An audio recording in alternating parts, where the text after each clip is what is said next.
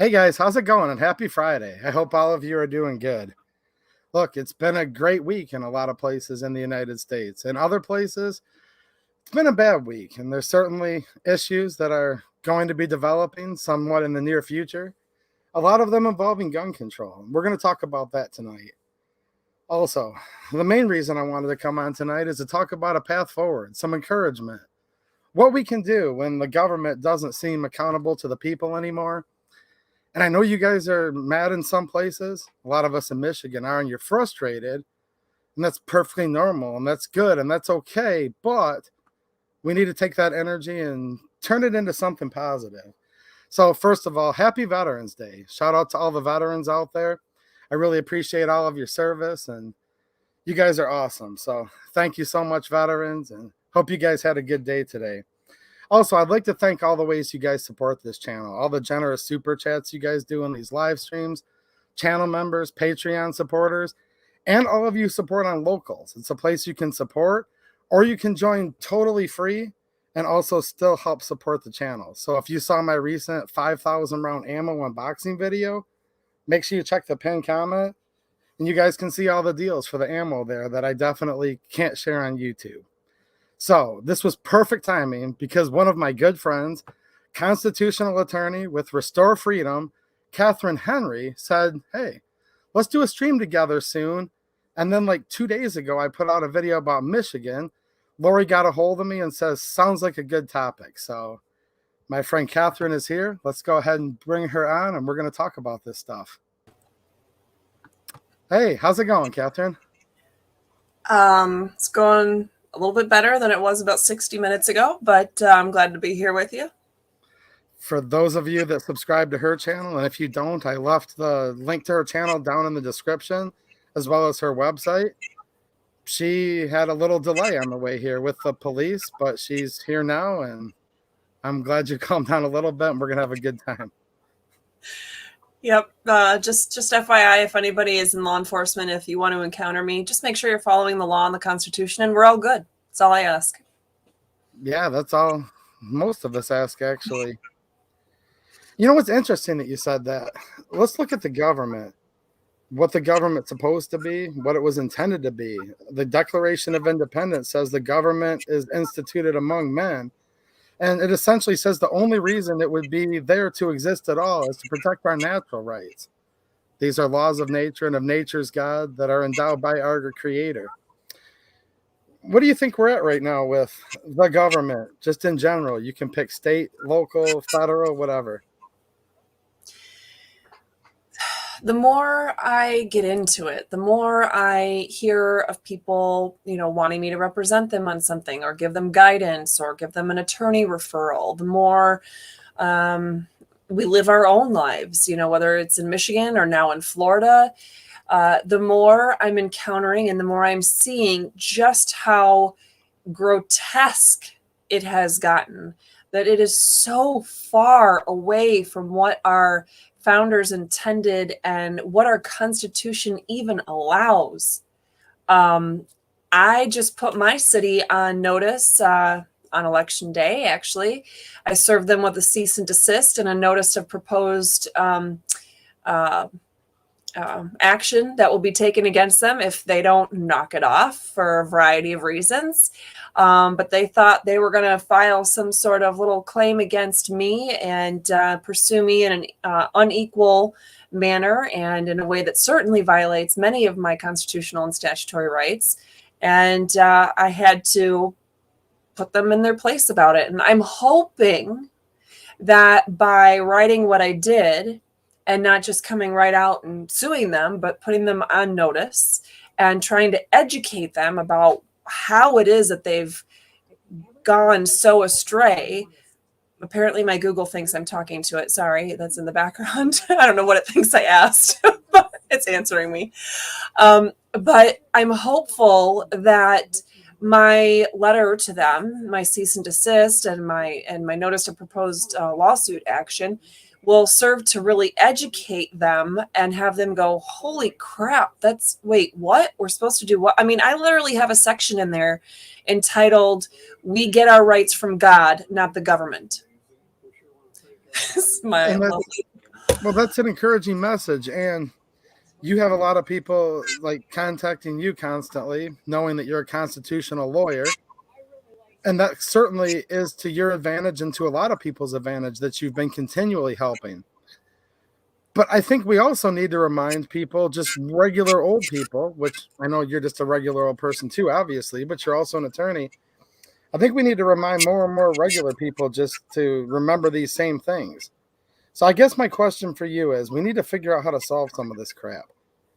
Do we need to be educating the politicians just outright? Like, do I need to be going to Lansing and walking into representatives and senators' offices and educating them, which I plan on doing? Or should I and the rest of us be focused on educating each other so all of us together can take this country back? You know what I'm asking there? Yeah, and it's a yes, yes, and yes, yes. We need to educate ourselves better. We need to educate each other better. We certainly need to educate those who work for us, those in the government, much better.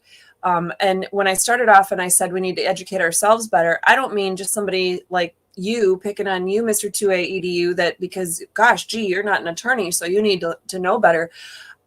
I need to know better. I mean, I'm now in a new state. I'm not officially an attorney down here.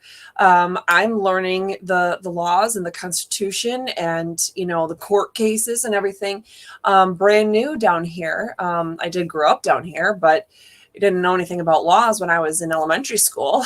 So, you know, so it's, even for a constitutional attorney, it's about, okay, so where in the Constitution does it show them that, you know, they can't do what they're doing? How can I demonstrate to anybody in particular that I get my rights from God just as you do, and government's job, like you said, it's instituted among men, it's created by the people, for the people, and its job, its sole purpose is to protect our God-given liberties. If it's not doing that, if it's harming our God-given liberties, well, clearly that's not the purpose for which it was intended. And the Declaration of Independence tells us that we should throw off such government and basically start all over. Yes. I would like to think we're not anywhere near that, that we have a solid foundation. We have a good constitution. What we have, and I'm going to probably tick a lot of people off right now, we have a bunch of lazy asses. We have a bunch of people that can be keyboard warriors or run their mouths at, you know, at the coffee shop or with friends or, you know, just in Facebook emojis and whatever we don't have enough people that are regularly standing up every day and being willing to do what it takes. I mean, so let's look at my situation from this evening. Those of you who don't know, well, first of all, hi, I'm constitutional attorney Katherine Henry. I forgot that I normally try to say that for those of you who might be newer to Micah and newer to the 2A EDU show and not necessarily have seen me here before, but we've been friends for a few years now and fighting the good fight together. But you know, I'm licensed in the state of Michigan. Many years ago, I was licensed in Minnesota. And I'm licensed in the 2 federal courts in Michigan, the Saginaw Chippewa Tribe Court, as well as the United States Supreme Court. And I was one of the 3 attorneys that argued against the governor's executive orders in the Michigan Supreme Court in 2020. I've taken on the city manager of the city of Belding when I lived there, when Emma was just a baby who's almost 9. Anyway, I mean, I'm no stranger to, you know, even when I served in government, when I was in Michigan, I was on the 7th largest township board in all of Michigan, and Georgetown Township in the Hudsonville, Jenison area. And I was fighting from the inside out. I was telling them every single meeting how the other ones were all violating the law and violating the Constitution. I'm not afraid to stand my ground and to do so respectfully, not just to be one of those people that's out there just being flashy about it and obnoxious. You know, like a lot of millennials try to just do things to get numbers on TikTok or something like that. It's just to be able to educate the other person and to be able to have them realize, wait, whoa, what? And maybe stop and think about it. But tonight, we were driving around, for those of you who I don't know, I've had your head buried for the last few weeks. We've had two huge hurricanes. Really, the one we just had yesterday and on, well, what's today? Yeah, Wednesday and Thursday of this week wasn't nearly as bad as Hurricane Ian, which came about 5 weeks ago. But there really hasn't been time for a lot of people who were devastated by the effects of Hurricane Ian. I mean, those of us in Volusia County, I live just north of Daytona Beach, and I live a 5-minute walk to the ocean. I mean, I'm right by A1A. We were hammered on. I mean, the thing just sat right on top of us and didn't move. My aunt that was a Vanilla Ice reference for all the younger folks. But go on. My aunt lives on the other side of the state, just north of Venice, and Sanibel Island area. She lives right around there, and her house got hit harder, but it was faster and it moved on. And then they were starting to, able to pick up the pieces. The stupid thing just sat here and ate us up and churned us up and spit us out. And so it was devastating more than, I mean, like I said, I grew up here. My family first moved here in 1987 to Central Florida. I've been here on and off for many years. And I've never heard of or seen a hurricane that did as much damage as Hurricane Ian. So to put that in perspective, at any rate, now you have, houses that are literally just a bike ride down the road from me that have now completely, after sitting there for 100 years or so, they've fallen into the ocean. I mean, pools from these hotels and from these condos are in the ocean. I mean, so there's just a lot of devastation. And my husband and I decided, well, we didn't go out when it was, a curfew in effect, and just respect for first responders and all that. But we were out for dinner and we decided we'd, drive another mile down the road and just see what was going on. And we had these police officers come up to us, and it was in a shopping center parking lot, but there were no trespassing signs posted. Maybe there were before, and then the hurricane took them down. I don't know. But it was a place we had seen before, and we just wanted to see, this whole strip mall had been destroyed before, and they had just started to be able to really board things up. We just wanted to see, were they able to keep things boarded up? How did things go? Did they fare okay? I mean, we're the kind of people that if I could figure out a way to kind of contact them or see if there's a way we could help, I mean, we're those people.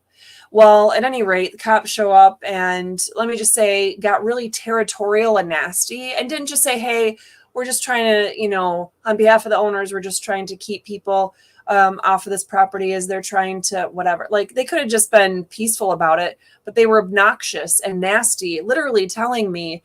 And the one cop was like, 7 feet tall, and he's all like, I'm in charge here. You have to do what I tell you to do. And I'm like, excuse me? No, I don't. I'm going to leave now. I have a right to leave. And the dude stands there and doesn't let me shut my car door and go. Now, there was no accusation that I had committed any crimes, but they wanted to sit there and lecture us. Literally, he said I had to sit there and wait till he was done lecturing me.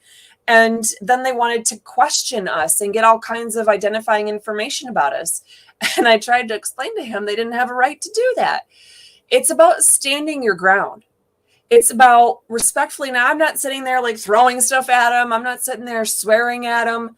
But I'm telling him unequivocally, I have rights and you have to follow the law. I don't work for you. So it's in those moments that, whether it's a police officer making a bad stop, whether it's, your city council doing something bad, whatever it is, it's at a bigger level, like a governor trying to make all kind of mandates that they don't have the right to do. It's about taking that stand and knowing what your rights are and just being willing to stick by what your rights are, if that makes sense. Yes, and I look at like the local policeman in this case. He's supposed to be a public servant, serving the public. You're his boss. You pay his paycheck. I'm also looking at these people all the way up the ladder. And we just had elections here in the United States, and especially we supposedly had elections in Michigan. Now, I would note, since we're on YouTube, I want to give a shout out to Susan Wiki and all the YouTube employees that are watching right now. I would also say, let's go Brandon. Now, they said he was the most popular of all time, the most popular former vice president. But they also said it was the most fortified election of all time. And that's something I can say because that came from Time Magazine, which is a NewsGuard certified source. Now, I have no doubt how fortified the elections were in Michigan, right? The most free and fair of all time, according to CNN. Now, the Democrats just took a clean sweep in Michigan on the state level. I mean, a clean sweep. The governor, she's a real beauty. The attorney general, real beauty. I'm sorry. I just threw up in my mouth a little bit. Did you just say Whitmer and Benson I can't even say her name. Ew. Russell. Her. No. Yeah. Oh, yeah, you had to say it. When I say a real beauty, I mean in a different kind of way, okay? Okay. Okay, good. This is a family-friendly show. So I just try to be real on the up and upbeat. Now, here's the kicker. We had all three of these tyrants. And when I say tyrant, guys, I want to educate you what a tyrant truly is. This isn't just an insult. A tyrant is somebody who rules outside the rule of law. And it's been provable, in my opinion, and according to the Constitution of the state of Michigan, the United States, these three have been ruling outside the rule of law for years now. But it gets worse than that. Before we had a Republican. Now, there's lots of rhinos, mostly rhinos. They're just a little less worse, though, than the Democrats. We had a Republican majority in the Senate and the House. That's gone now. The Democrats have a 2-seat advantage in both. What's your opinions on what we're going to have in store of, let's say, gun control, Second Amendment infringements in Michigan coming up here? Sorry, I was caught off guard by a comment that I saw here. Very confusing to me. What was, can you say that your last question to me there? With this blue wave in Michigan, now that the legislature, and I get it, they were mostly rhinos before, but the Republicans were a little less worse. Now that we have a Democrat-controlled Senate and representatives in Michigan and those other three, what are you thinking as far as the Second Amendment and gun control in Michigan coming up here soon? Well, that's not the only issue of freedom that's at risk, but it's going to be one of the big ticket items that they're going to go after. That's for sure. I guess it's one of the few that didn't make it into a constitutional amendment by them this time. So it's probably going to be one that they're going to start hammering big on in statutes, in state statutes. Absolutely. So I'm just going to mention a couple here that they've put, because look, guys, they've been putting up dozens of gun control bills every year. They always do this. There's some right now that are there, but knowing that they kind of need to resist gun control to get your votes, the Republicans will usually fend most of those off. One of the big ones that I think is going to be coming soon, because there's already bills in the House, the Republicans just won't let them through committee right now, is red flag laws. Those are probably the worst. So what do you think about red flag laws? Last I checked, let me put it this way. Do you remember the Null brothers? Yes, I do. Of course, I ask that when you cough. Yes, I do. You know, what they were still accused of, but what they were accused of doing in October, I believe it was October 7th of 2020. And I don't know if you remember, but the Speaker of the House in Michigan, the Senate Majority Leader, Mike Shirkey, all the conservative grassroots leaders, even everybody, Democrat, Republican, but it seemed like the Republicans were the loudest that stood up and did press releases and videos and tweets. And they were like, this is not okay. How dare, these guys, violence against the governor is not the answer, blah, blah, blah. Why do I bring that up? Because what I was screaming in my dining room at my, device as I was reading all these insane things and getting calls from the very people. I even had one grassroots leader who wanted me to represent him because a news entity wanted to tie him in and as like buddies with the Null brothers. And I was like, and that's a problem. So what did I do? I I did a series of videos and a news interview with Fox 17, telling them how I fully supported the Null brothers and would stand with them any day of the week. And then they didn't know what to do with that.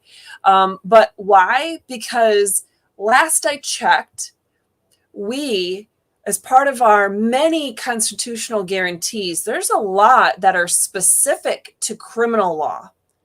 And that's because you are innocent until proven guilty by the government. You could stand there and literally say or do absolutely nothing. So they want to arrest you, you say nothing. They want to question you, you say nothing. They want to throw you on trial, you can say nothing. You can introduce no evidence, no witnesses. You could sit there quiet as a mute and do absolutely nothing. And it's the government's job, their obligation, the requirement is that they prove beyond a reasonable doubt that you have committed every single element of the offense before they could start giving you any kind of consequences for supposedly being guilty of that offense. So when you have these red flag laws, the whole concept of due process is out the window, because it's not about starting with the concept that you have your God-given liberties, including your ability to defend yourself and always be ready to defend yourself. But now you have to be on the offensive or the defensive, and you have to prove that you're capable of defending yourself, that you aren't harming somebody when you haven't done that before. And that's the only way you can then go get your own guns back, or your own firearms, knives, whatever it is that they've decided to take from you. I mean, it's like, how is that even remotely a thing? Are we not innocent until proven guilty? I don't know. Yeah, so this is why it's so huge. It literally tears down everything it means to be the United States of America. Even the thought of something like this is so absurd. And that's why I talk often on this stream. I say, look, the whole Bill of Rights.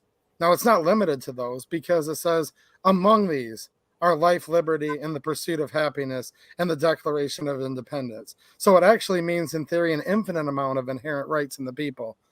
But they took 10 of them and they decided to write those down because they were of an utmost importance. This was, from what I understand, a little bit of a compromise between the Federalists and Anti-Federalists. At first, some of the founding fathers didn't even think we needed to write them down. But there were people that, right as the government were forming, some of the founding fathers said, we already see a few things that might be a little bit tyrannical now, so we're going to write them down. So I cherish all of them, but I still pick the Second Amendment just a little more than the rest, and only because, not because we can like really put them in order, but because I believe it's there not for if, but when they come for all the rest. And a red flag law just feels like in one fall swoop that they're literally ending the United States of America, period. Is that what you think too? Yeah, I mean, if you have no way to defend yourself against intruders, against the government, if you have no way to defend your own person, your own property in reasonable form, mind you, I'm not saying like setting off nuclear weapons or whatnot, but if you have no way to defend yourself and your family and your property against thieves or against the government, I know Kristen Megan would say those are the synonyms there, but you don't have, like, none of the rest really exists. I mean, you have to be able to defend yourself, and that be, I mean, how can we follow what was plainly laid out in the Declaration of Independence and throw off the government that now, if it gets to a point where the government literally is doing everything other than protecting our God-given liberties, it's our duty, it says. It's not just our right, it's our duty to throw off such government, to start new, to create something new, and to be able to protect our rights. We can't be lazy about it. That's the wording of the Declaration of Independence. And so are we going to be independent? Are we going to declare our independence and fight for it? Or are we just going to go, well, that little law is okay. Well, I can understand why they would do that. Well, that one doesn't really affect me too much. Well, that one's only in that state. Well, that, my sheriff doesn't enforce this one too. I mean, like, that's how we got to the mess we're in. That's how we didn't even realize how deeply entrenched we are with the loss of our liberties and allowing the government to just take it all. Yes, and look, guys, I'm living in Michigan right now, which I say this very, very tongue-in-cheek, has relatively few gun control laws. Now, look, if there's even one, it's unconstitutional because the Second Amendment literally says shall not be infringed. So 0 are the only amount of gun control laws that they can have. And I've gotten flack from people on here over the years, actually, believe it or not, but I don't take it back and I don't regret it. I've had viewers come in here from California, from New York, and I've given them the quick answer, like, move if you can, but there's some really good reasons that people can't move. And I'm not going to be a petty tyrant saying, I'm going to declare where you have to live. That's for you to decide. However, I've always tried to show empathy and, like, come on, guys, keep your chin up in, like, the state of New York, California, Connecticut, New Hampshire. And I think I might be understanding a lot more what you guys have been going through here in the upcoming months. But what's crazy about this, and I want to see where we can come together and just think about some solutions here tonight. There's something, look, everyone in my comment sections are always awesome people, and there's awesome people in the chat, but people will have a propensity towards kind of like throwing somebody under the bus as an outsider, saying, well, you're an idiot if you live in New York. You're an idiot if you live in California. It's your own fault if you. So I imagine here soon when I'm like, guys, look, the assault weapons ban's coming in Michigan. It just passed. Red flag laws, background checks, mag limits, whatever. A lot of people are probably going to come on here to me and say, well, you're an idiot, this and that.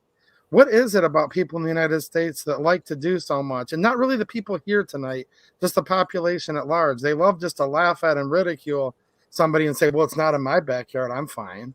What's your thoughts on all that? I don't know. I guess in so many respects, it's like, when you were in middle school or in high school or in elementary school, there were always the cool kids that usually in 9.9 times out of 10, the cool kids would, strut around like they own the place, and then they would tease others or tear them down, and then thereby supposedly elevate their status. Oh, well, you're not worthy enough. You can't sit at my lunch table, or you can't go to the dance with me, or you're not my friend anymore, whatever it is. Tear people down. And I use that example, but that's literally the human nature that we're seeing happening. I mean, that's what liberals are doing to conservatives. That's why, it's all about equity, equality, acceptance, except for accepting those of us who are, Christians and, believe in the truth about God and our rights and the source of our rights and all that other fun stuff. So, other than it's ignorance and a bit of ignorance and a bit of evil kind of rolled all into one as to why people do it. But it is something that happens. And I've teased people myself. I've said, well, gosh, if you live in New York, if you live in California, if you live in Delaware or whatever, you're doing it to yourself.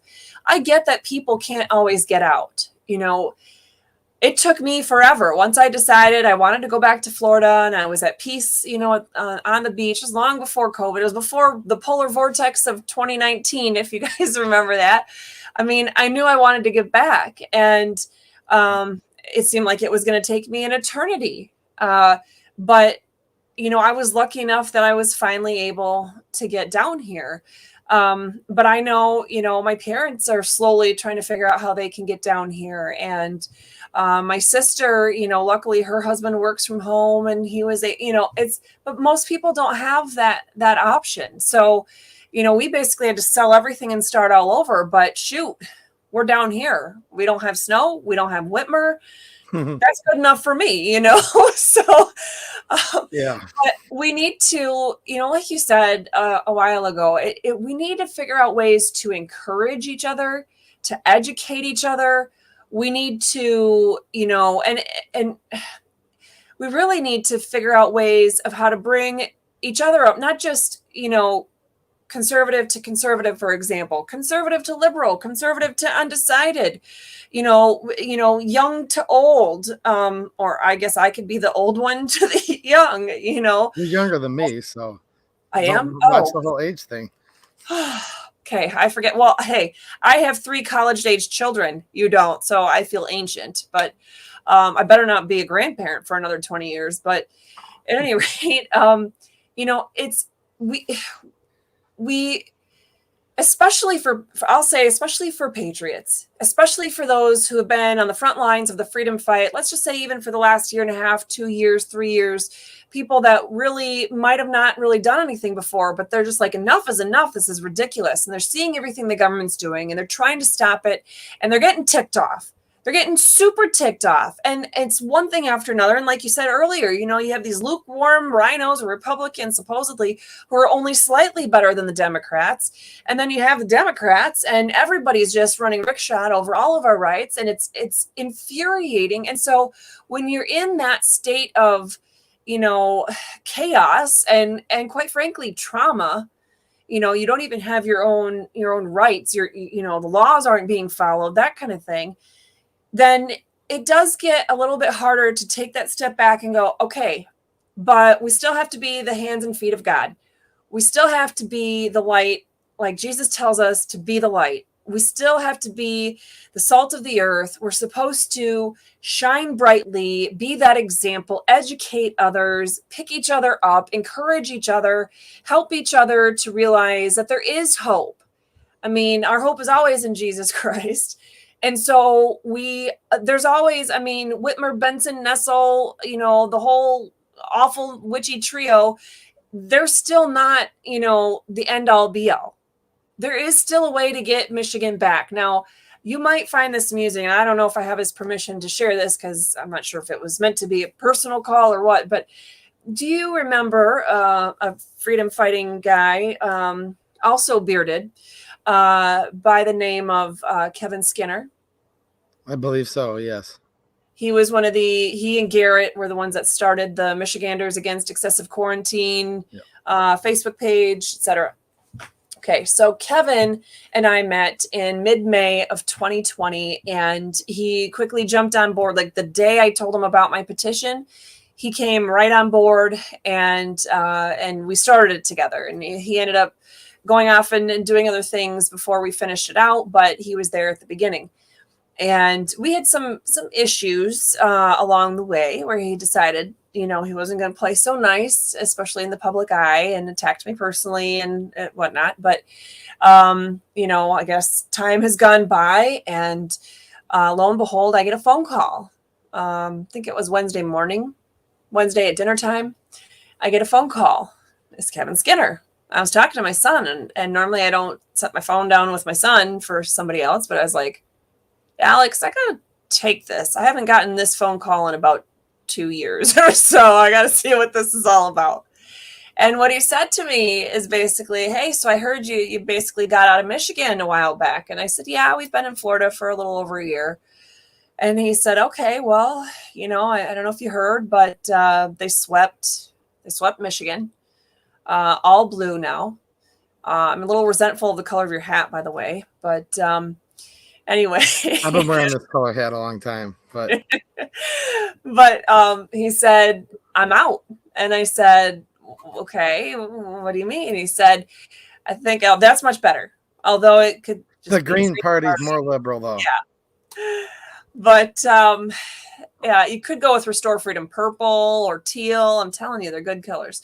I'll work on that. But anyway, he said that his thought is, so many of us have put in that fight, Ryan Kelly, me, Kristen Megan, you, even Garrett and Stand Up Michigan, the We the County groups and Guardians of Freedom.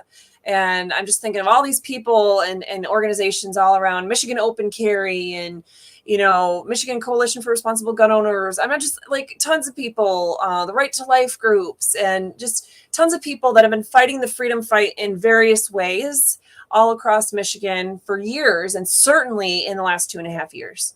I mean, day in and day out. And he said, we've all fought the fight. And at this point, it's like they did it, especially with Prop 2. They secured the ability to do whatever they want and have sticky fingers going into future elections. And it's like, there's no way to fix it from the inside out anymore. He said, I think what we got to do is encourage people to get the heck out of Dodge and go to the red states and, secure their foundations there and really make those strongholds, real strongholds, not to mess with. And then watch the blue states sit and crumble and collapse, spontaneously combust from the inside out. And and then be able to put the pressure on and get our country back in that kind of a philosophy, I guess, or mindset. And so, not that it's like, oh, well, for all of you that stay in Michigan or New York or California or whatever, you guys are all dumb and screw you, you're going down.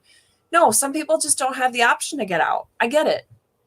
But, if you do, take your business and get out, is what he was saying. Pull your funds, pull your resources, tell them that you're not going to stand by and let them trample your liberties and the liberties of your family and, of those you love, and go to a state that's going to reward you for your hard work and for your love of the Constitution and of freedom. You know what I mean? Yes, I was hoping this topic would actually come up. So I did a video 2 days ago basically saying gun control is incoming. Get ready, people in Michigan. It might be doom and gloom inherently. I don't want it to be. I'm going to digress for 1 second here. Somebody earlier was commenting on a video that I did. And they said it was a gun video where I was explaining certain components and how they work for new gun owners. And I love doing those videos. And he said, dude, this video was so pleasurable to watch. And you seem so happy. Politics videos are so doom and gloom. I'm like, yeah, I know, dude. I wish I never had to do a video again because gun rights, the Second Amendment shouldn't be political. It should supersede any political party. But this is where we're at right now, and this is the reality. So I put that video out. It was kind of dark, but I just wanted to give everyone a heads up. There's going to be tons of gun control coming to Michigan soon. And I think it's going to pass probably no matter what. So I had hundreds of comments in that video. A lot of you guys watching right now left comments.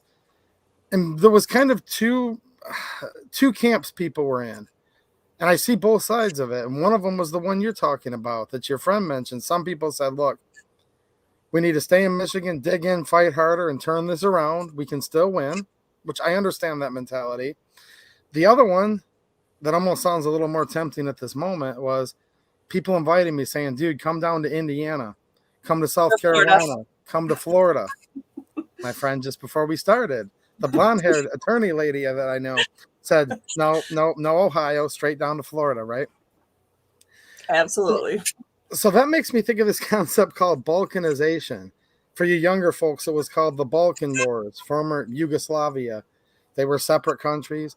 Then they were Yugoslavia. Then they weren't. Then they were again. And they fought some nasty, bloody civil wars is how they ended up doing it.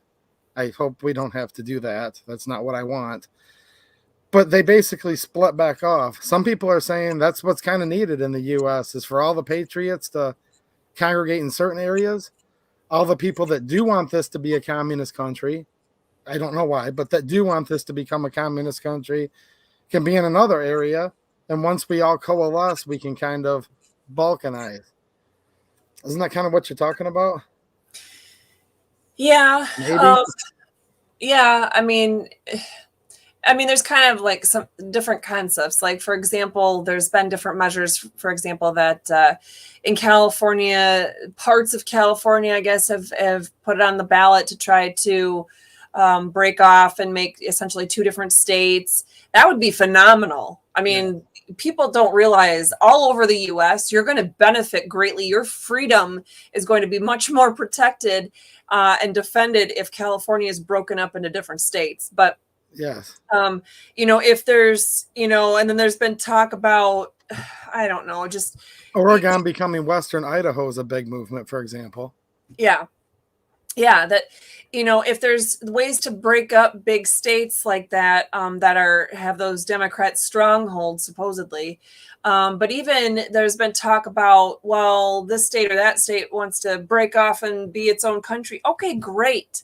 If the parts of California that are thinking it's okay to regulate, the air you breathe and how you function, and smog and pollution are okay, but breathing without a mask is not okay, et cetera, et cetera. I mean, obviously those are just some of the examples. The absurdity actually gets far worse in reality there.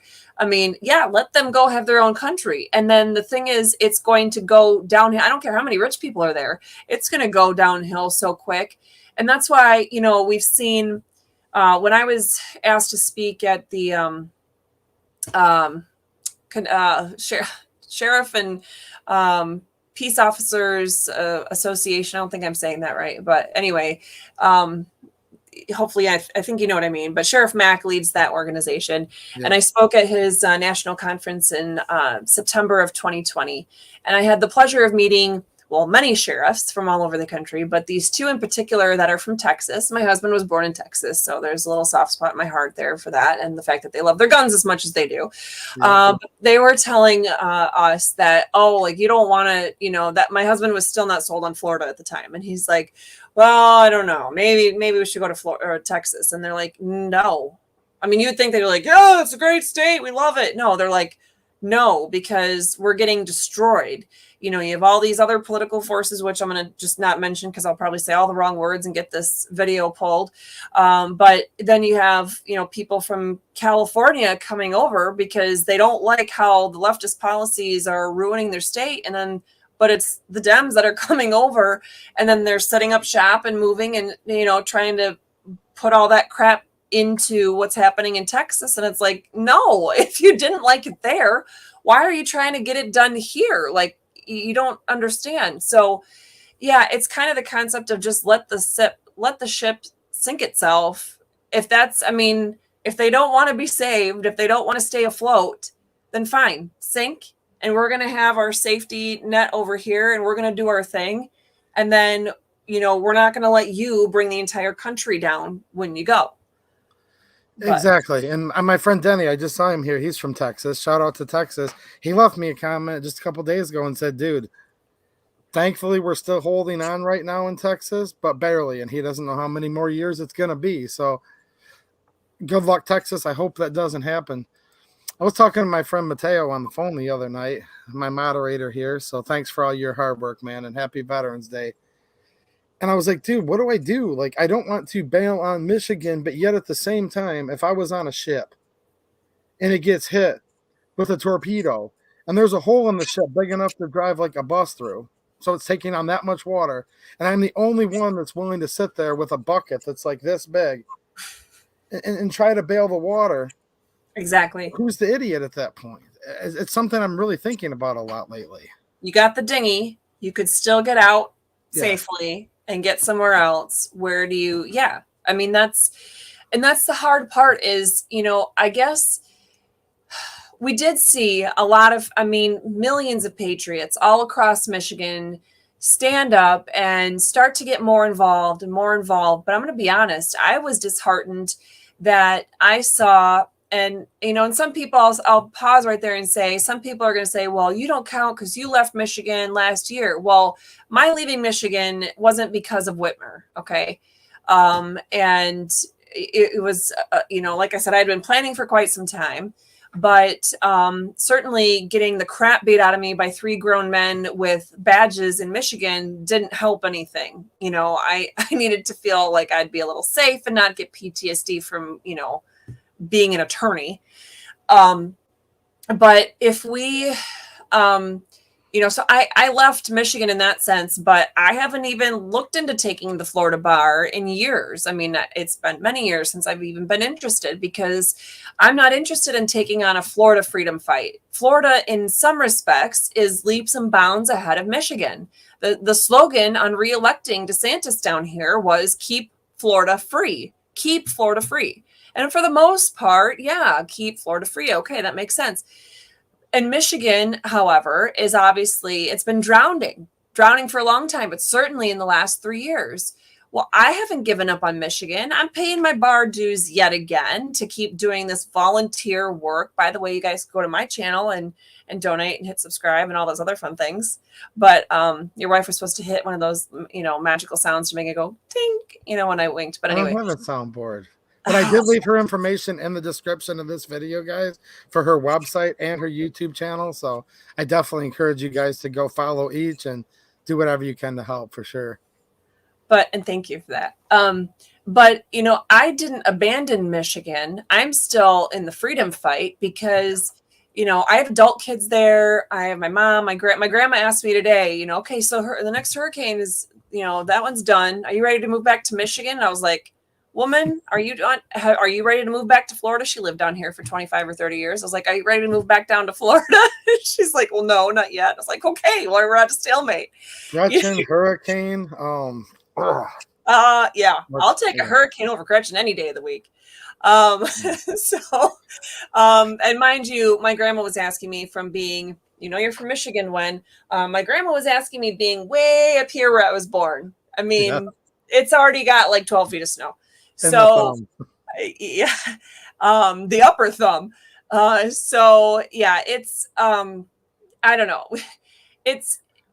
I get being frustrated. I get, like you said, I could see both sides of it, but way too many people over the last 2 or 3 years, think about how many people were going to all of the rallies and things, right? I mean, we had rallies and it would be like a 2-day notice and we'd have thousands of people on the steps of the Capitol or at Rosa Parks Circle in downtown Grand Rapids or in Muskegon or, wherever we were. I mean, I would go and there'd be, I personally, I'm a nobody. I was really a nobody in 2020, and I was asked to speak at hundreds of events across the entire state of Michigan. I put on thousands of miles just going and talking to people and whatnot. And that's because there were always people that wanted to learn and listen and join in forces and do something. And far too many of those people have since said, oh, I just don't have the time for it. I'm just too busy. My kids have this. I have this doctor's appointment. I have to work now. I'm too tired. And I have all those things too. Last I checked, Micah, you have a life too, right? I know, and it gets frustrating because sometimes, probably nobody here tonight, we're just venting to you guys for a second. You guys are our support group and why we're here, by the way. I'll literally be like fighting my butt off for something. And guys, I'm going to Lansing to talk to these couple representatives about this gun bill that we need to defeat. And people say, just shut up. Can't you just do another gun review video instead?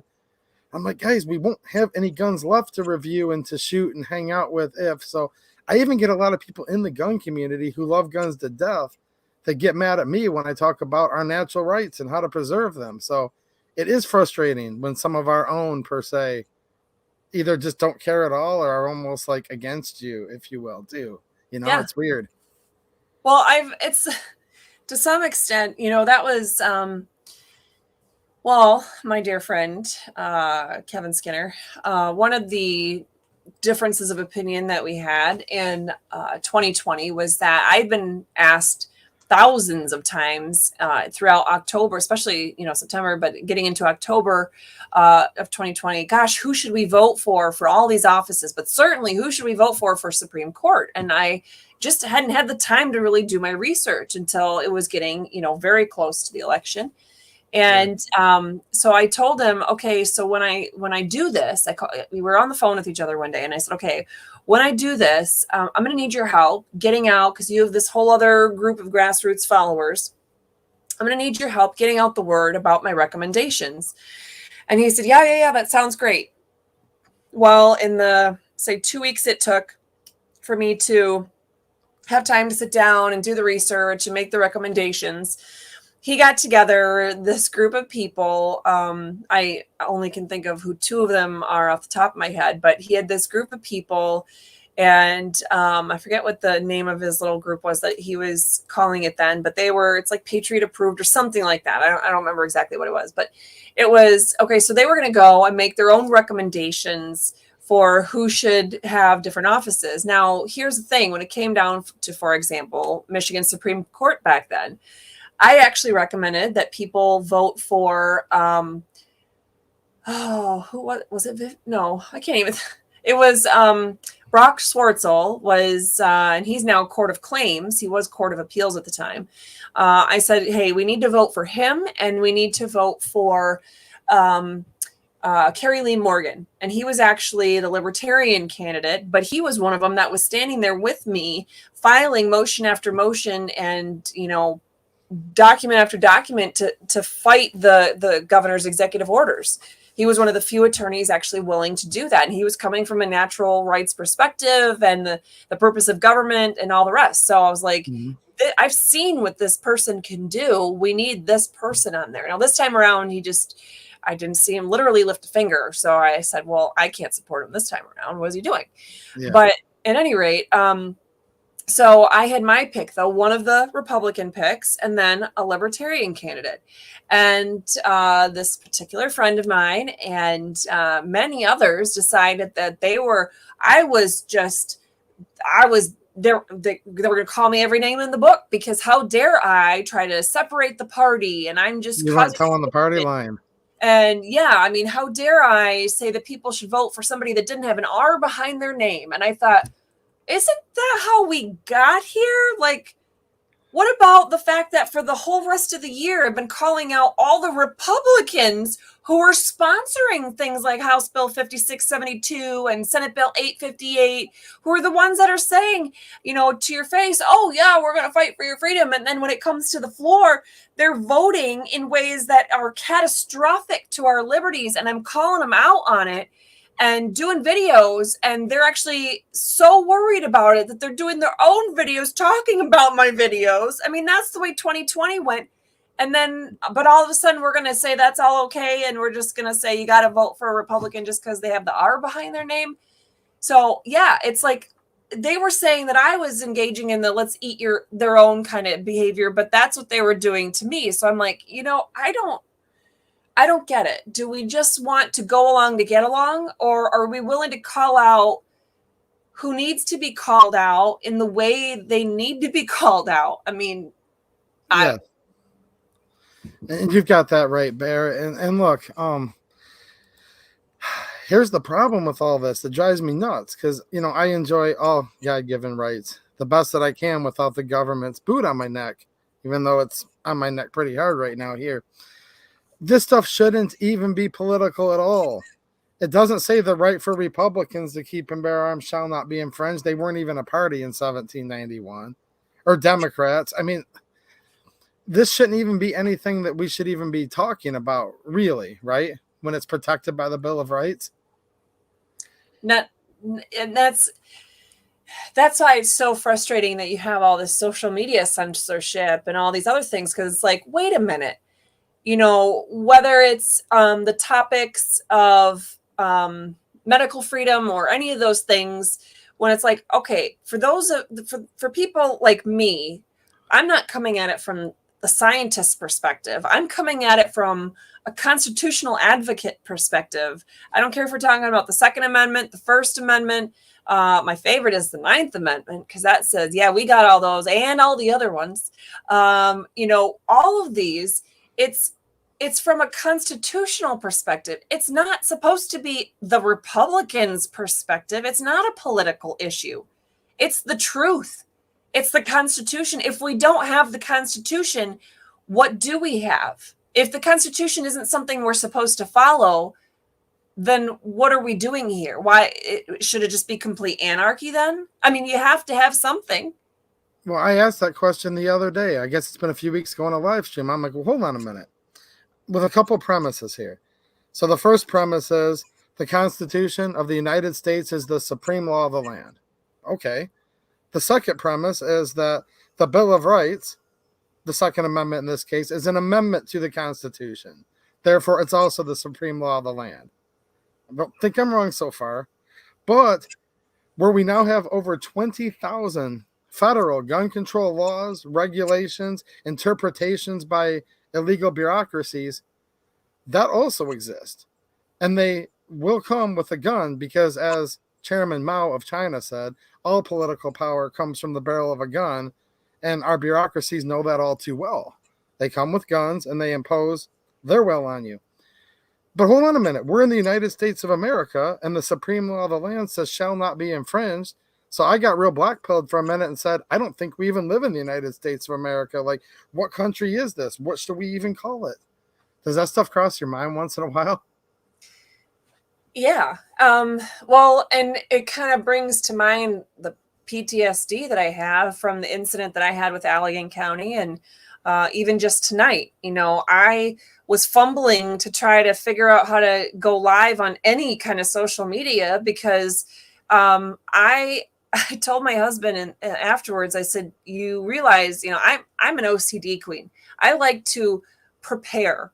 I like to know exactly what's expected of me, what I have to answer. I like to have, an outline or whatever. I mean, I had to fly by the seat of my pants far too often in 2020. Yeah. But even when I was doing the lives at home, I was reading a full case, an opinion that came out from the Supreme Court. And then the second I was done, had my thoughts, had things highlighted, and then went live. I didn't just totally fly by the seat of my pants. That's not how I do things. So, straight A student in school, like that's me. Okay. So the fact that I had no idea what I was going to say, honestly, I didn't know if I was going to say anything. I'm just trying to figure out how to get the live button started. There's way too many buttons to go live now on YouTube, by the way. And I finally figured it out.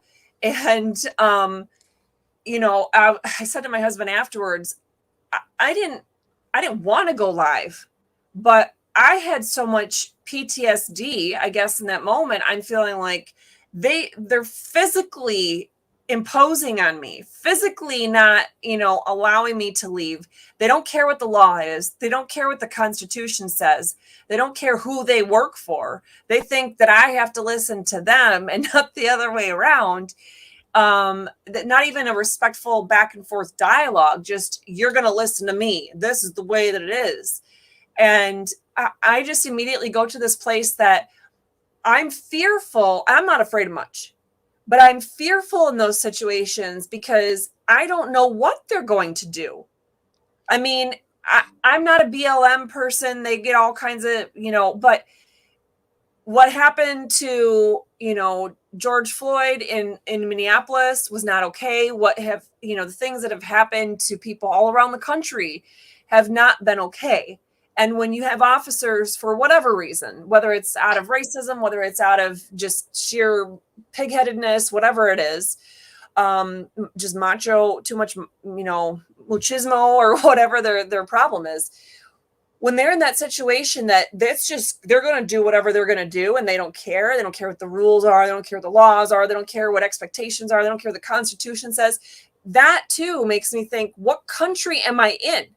Because the country that I know and love, the one that I have sworn an oath many times to support and defend the Constitution thereof, is the United States of America, where we have this basic concept of principles that the government they have to put the brakes on in many ways. We have this perimeter, this fence around us, this protection. And when you have government officials of any kind that feel like they're just going to be like a bull in the china shop and just come right on through that, charge right on through that protective gate and do whatever the hell they want to, then, that's when my PTSD, especially after the Allegan thing, if those of you don't know, go to my website. You'll see the video right on my front page. Yeah. I got the crap beat out of me in front of my then 6-year-old daughter by 3 grown men who had badges on claiming that they were following the law. I don't have trust that our law enforcement or any government entity at that point, if they're clearly not caring what the law is and they're supposed to be a law enforcement officer, then what country is this? So there's a lot of ways to AEDU that I get that same, like, where are we? I mean, is this Cuba? Am I in Russia? Is this communist China? I'm not sure. Yes, and here's what I was talking about recently on here. And look, that's tyranny. When the people fear the government, there's tyranny. But when the government fears the people, there's liberty. But I think what a lot of the source of this is, and again, I don't mean you or me or all you awesome people in the chat. I just mean we the people when I say this. It doesn't say that a government is instituted among ostrich with their head in the sand, because if ostrich formed a government, it wouldn't be free very long. It doesn't say the government's to be instituted among zombies that just go around like troping around half dead, half alive, don't know what day it is, don't know what's going on. But I see a lot of zombies and a lot of people with their heads in the sand right now. So as frustrated as we are and as shocked and appalled we are that they would tread on this experiment on self-governance, this republic, I'm actually not surprised either, because where's all the men of this world that are up there right now in the United States actually fighting tooth and nail to protect this at every single venture and every curve? So whose fault is it really? Is it the government's fault, or is it our fault because we're supposed to be the government? Do you think about that often too? Oh, absolutely. Absolutely. And that's why, as I was describing earlier, it was frustrating to me that you have so many and I'm going to pick on Michigan for a minute because I have most of my experience with Michigan people and patriots. But when you have so many people that will ask time and time again, well, can you help me with this? Can you represent me with that? Well, what can it, how can we stop the government from doing this and doing that? But it's the same people that, well, where are you? What government meetings are you going to? How many school board meetings are you sitting in on? How many of your legislators are you contacting? Have you gone to your do you know who your congressman is now? Have you ever contacted the governor's office, the AG's office, the Secretary of State? Have you read any of the orders or opinions that have come out of the state Supreme Court or the U.S. Supreme Court? Have you, what are you doing to arm yourself with knowledge? What are you doing to share that knowledge of freedom, of the law, of the Constitution with others? What are you doing personally to hold your government accountable? And it's been so frustrating to me. And I'm gonna really, I'm gonna say something that people might be like, taken, back by or put off by or whatever. But in 2020 and 2021, I had numerous volunteers coming in and out of our house. We ran the whole Restore Freedom Initiative petition out of our house. And then even after the petition, we were, trying to put together this database of potential patriots and trying to figure out how to get, freedom fighters united and working together and doing all this stuff. And so I would still have a lot of volunteers coming to the house, and several of them throughout 2020, throughout 2021, until we moved, they would be in my house, week after week working on a project, and then say to me something about, well, gosh, somebody's got to stop the governor from doing XYZ. Well, gosh, somebody really needs to step up and make sure that, our state reps don't do this kind of thing anymore. And I'm like, that's what we're working on. Who is that somebody, though? Like, they say it like it's somebody else. And, there I have somebody who's trying to help, and literally, physically working on typing on something on the computer or whatever. And I just want to say to them, though, duh, why don't you do something? Why don't you lead?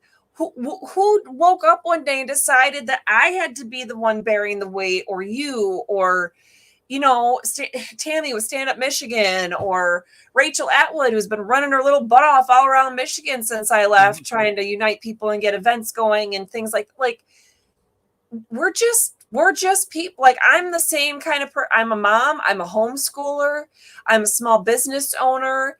I'm, quite frankly, somebody who makes less money than probably 90% of you that are watching right now, because I purposely gave up taking any paid clients after, midway through 2020. I said, no more.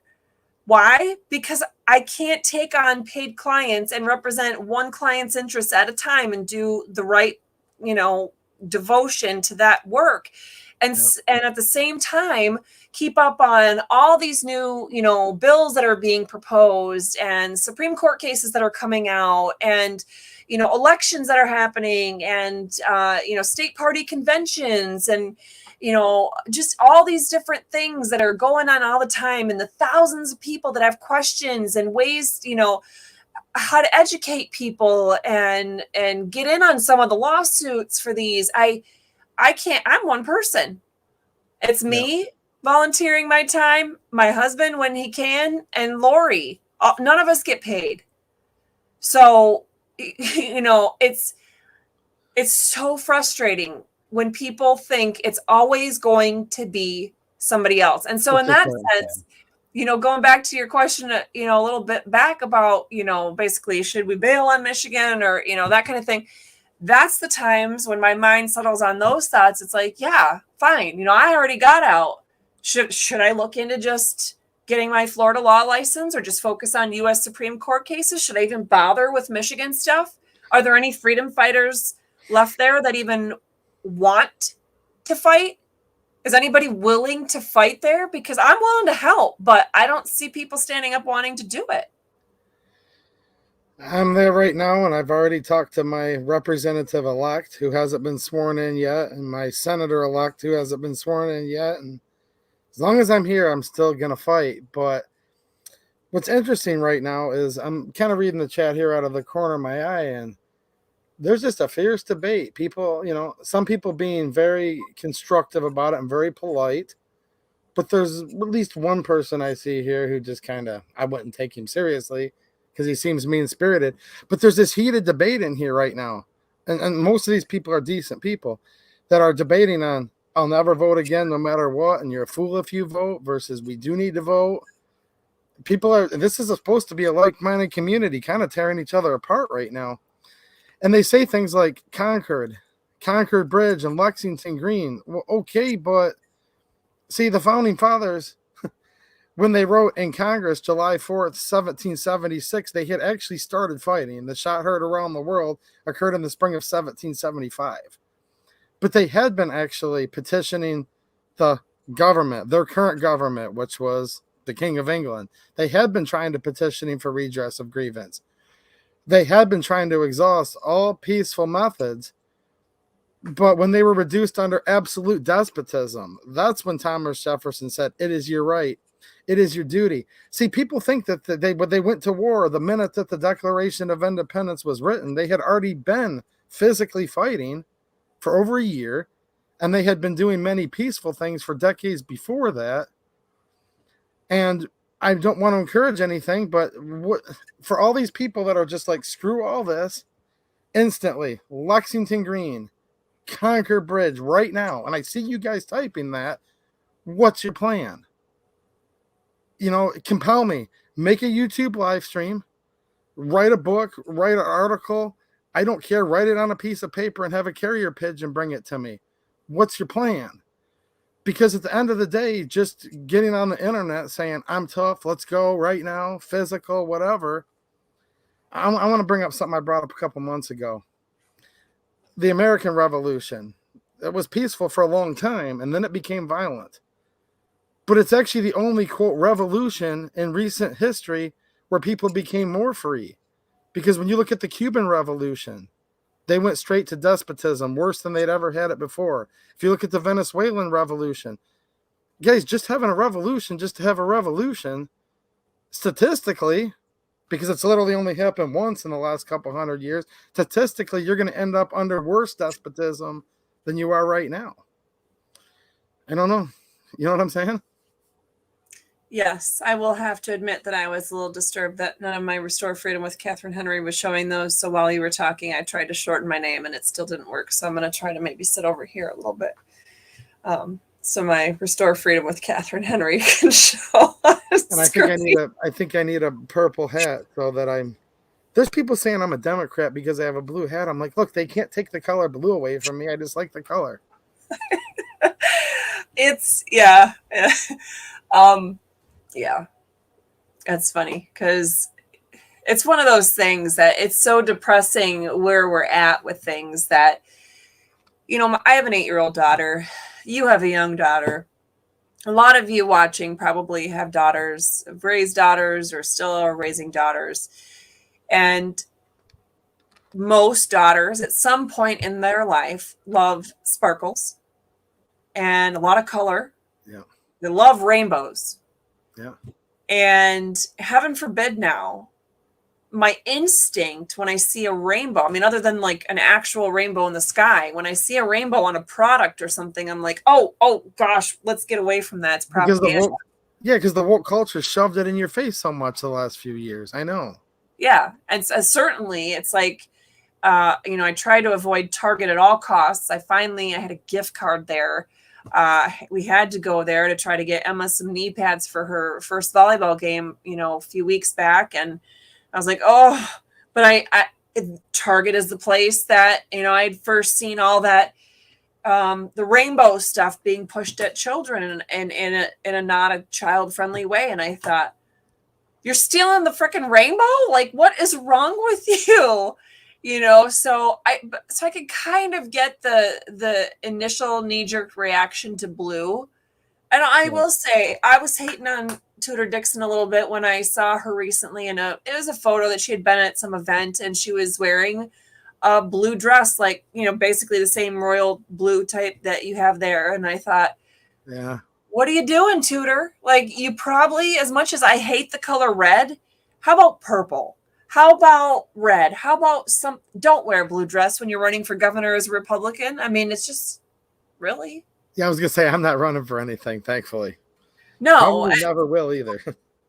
Well, no, that's funny. Now that you said that, guys, mark my words that this is the day that he's going to look back and go, oh my goodness, from that moment on, God gave me those. I knew he laid out my path and here I am running for XYZ.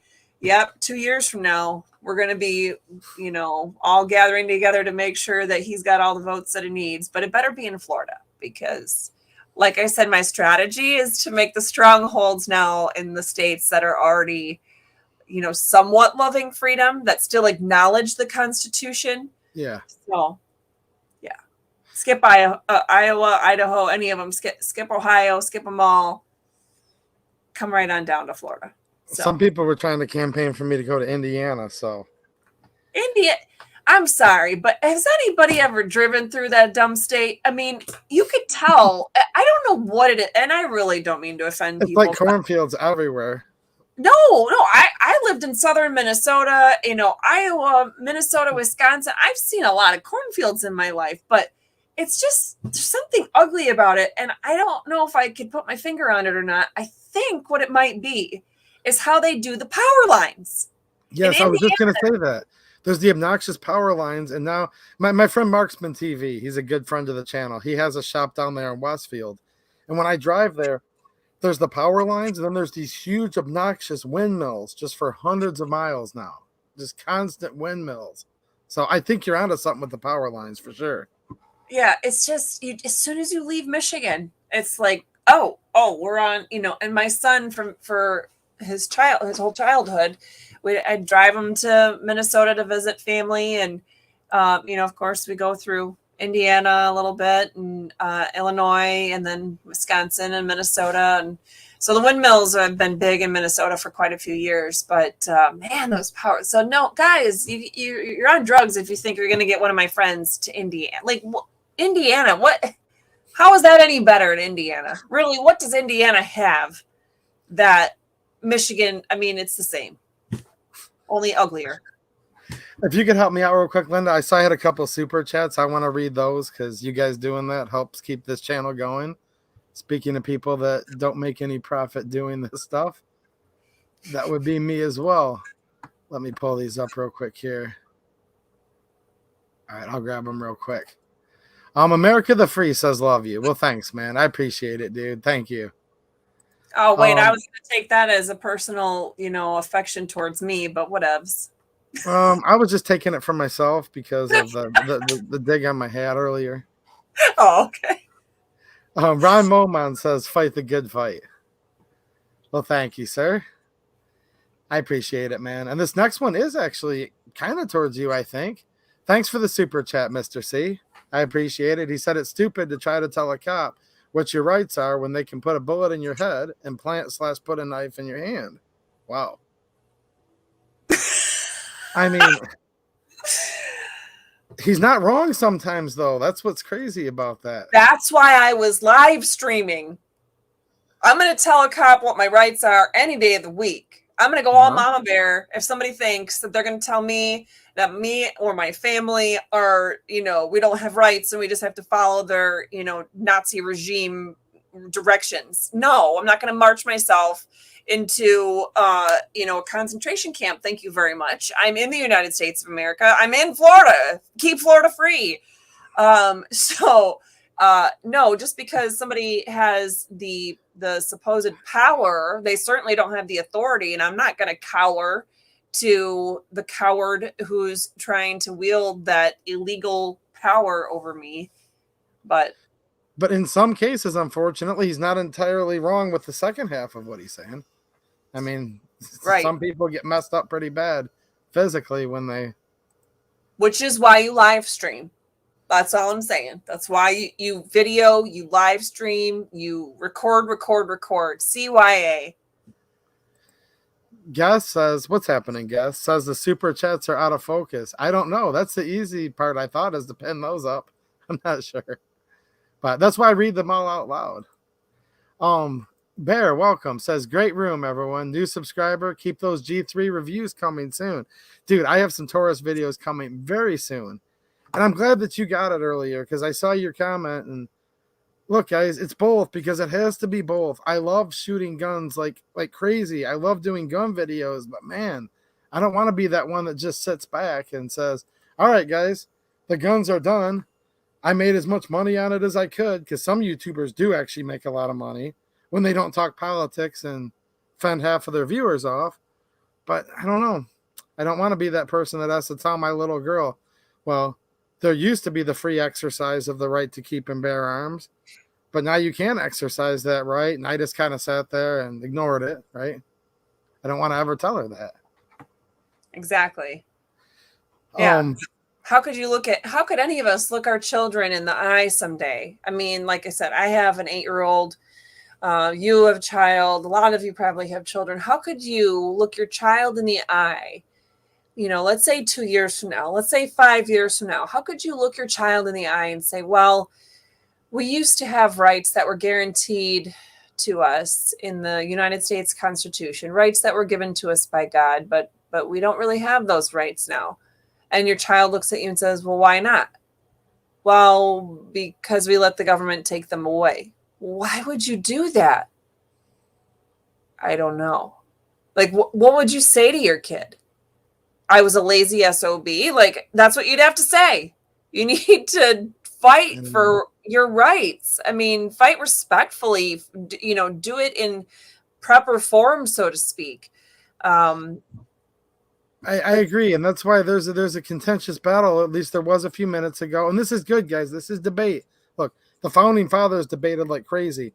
If you look at some of the Federalist versus anti-Federalist debates, yeah, these guys all signed the same document, but they were like worst enemies, it appeared, if you read a lot of the stuff that they wrote to each other. It doesn't mean you guys have to hate each other because you're debating these things. It's good to have discourse. But I see people talking about the concept of whether you should vote or not vote. I've said it before. I'm going to say it again. And hopefully you guys can be open-minded enough not to hate me. I'd like to still be friends. But if you have to hate me, I'm just going to tell you the truth. Look, voting. Okay. It's literally referred to in 3 different times, I believe, in 2 different sections of the United States Constitution. Therefore, voting is a fundamental part of what makes this country a country. When Thomas Jefferson wrote, it is your right, it is your duty to throw off a government and then institute a new government that to them, which is you, shall seem most likely to protect their safety and happiness. Well, when you throw off a government, there's a couple ways to do it. And I would like to exercise all of them until we get to the 4th. So there's 4 types of boxes people talk about. They'll say the soapbox. Okay. And that's what we're doing right now. We're talking. We're creating discourse.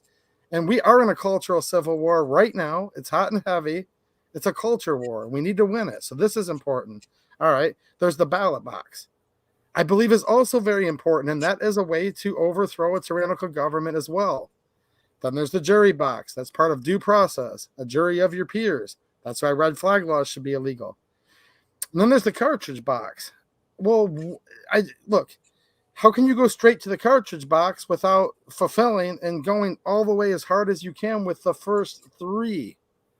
So I do think the ballot box is important. And I do believe the elections were fortified. And I don't have full faith in the process with the way they do ballots in many places. In most places, I have all the same suspicions you guys do, although I have to be very neutered here on YouTube, how I speak. I have to be very careful. Just as frustrated as all of you, but how long does it take to vote? A few minutes? 30 minutes? Maybe an hour if you have to drive there? Look, that's the easiest thing you can do. And of course, voting's not enough. All you guys are saying, don't vote again. Look, I disagree with you. You need to vote. But also, of course, it's not enough. You need to be on the soapbox. You need to do that. You need to have the ballot box. You need to, if you get called for a jury, make sure you sit on it to give someone their due process. I don't know. What do you think about those 4 boxes, if you will?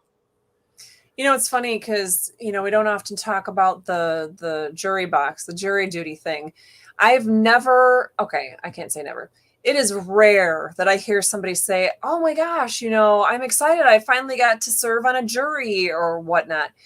Every single time somebody's talking to me about jury duty, it's 9.9 times out of 10. Oh, how do I get out of jury duty? How do I get...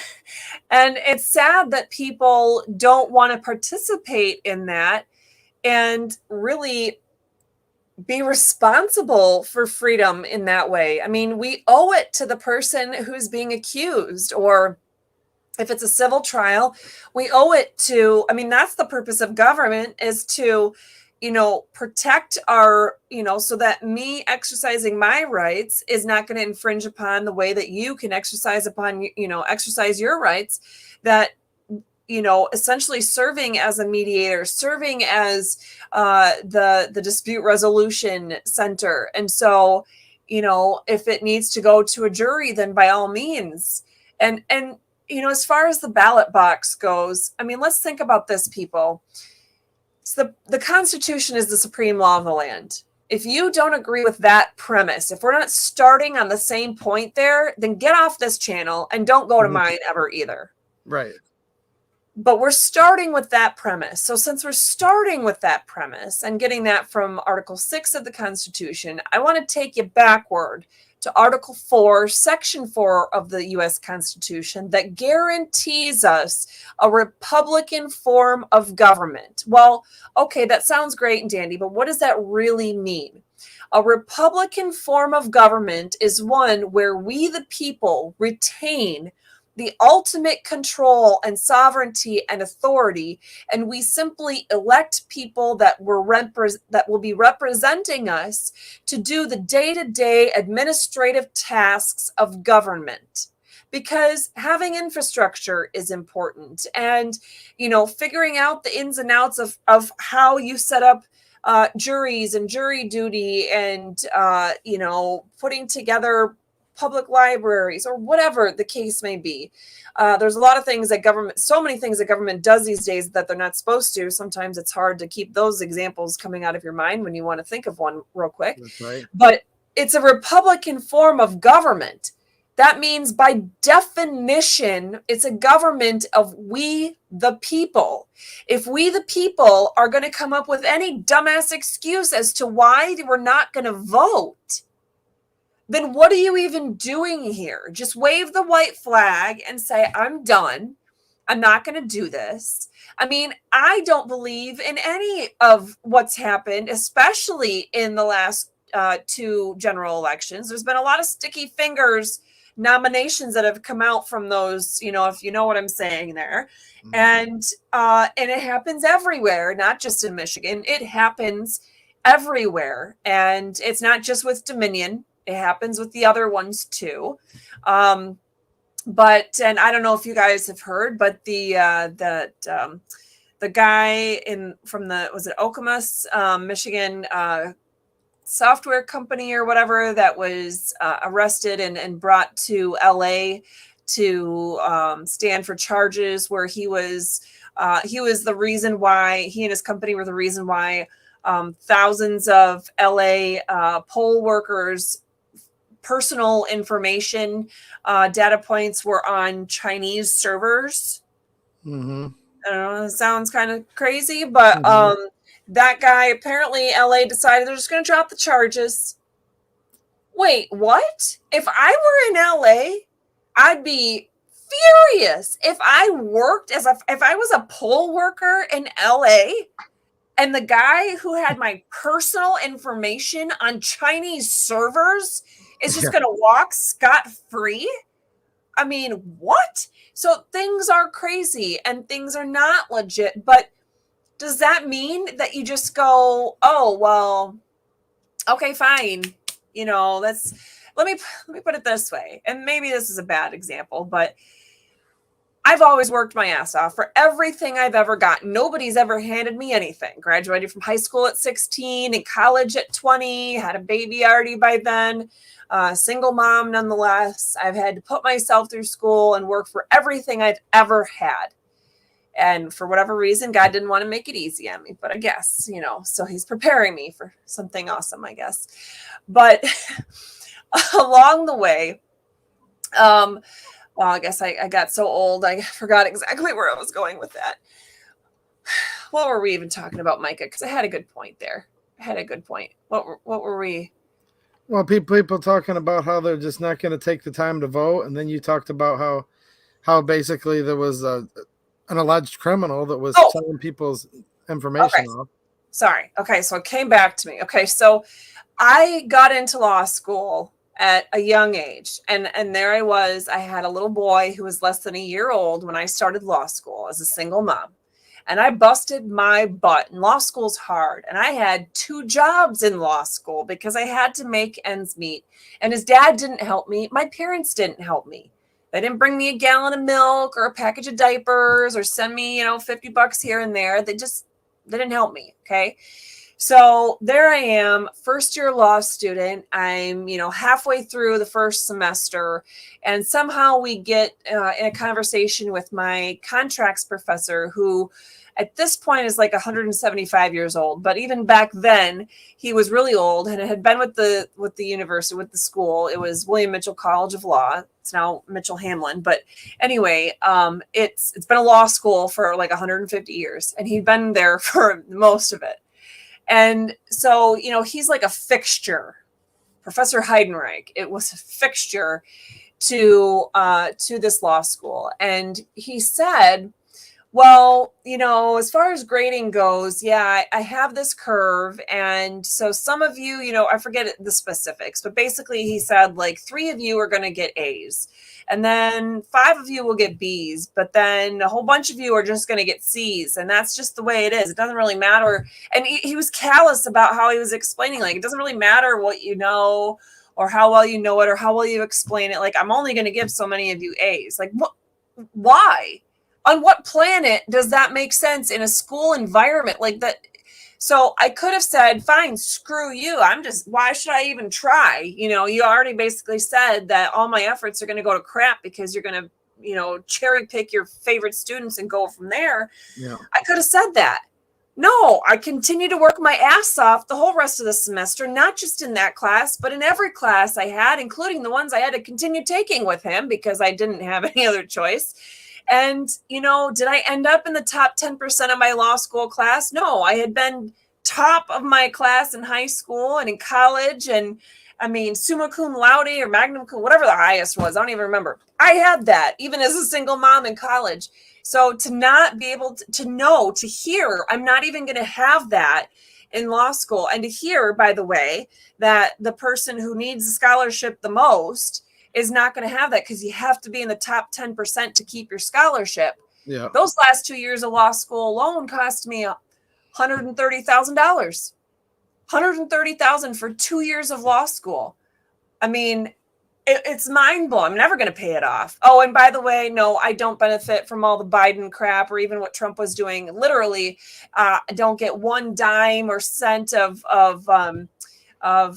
any of those benefits from all that student loan crap because my student loans are too old. They're government loans, but they're too old. They don't qualify, if you could believe that garbage. I've been paying on them longer, but all the little millennials get to run around and have their debts paid off after not working for it at all. But I was like that. any rate, the point is, I could have just given up. I could have just given up and said, fine, screw that. I'm not going to do anything. But I knew that it was to my benefit and my son's benefit. I was fighting for his future. I was going to learn everything I needed to learn. I was going to put my all into those classes and into those exams. And I was going to work my ass off and do my best all through law school, because I knew that in the end was going to make me the best attorney and best situated to be able to provide for my son. It's no different now with voting and all the other ways that you fight for freedom. I can't just walk away from all of the, I mean, think about it. Think of all, if anybody has seen the ugly, I've seen the political ugly. I've seen the legal ugly. I've seen all of it. It's ugly. There's a lot of ugly. I could just walk away. I've moved to my paradise. I'm in my retirement home. I could just sit here and put my feet up. It got up to 80 degrees again here today. I could just, hang out. I got shorts on. I'm sweating in my office right now. It's hot. I bet you guys are freezing your butt up there in Michigan and other places.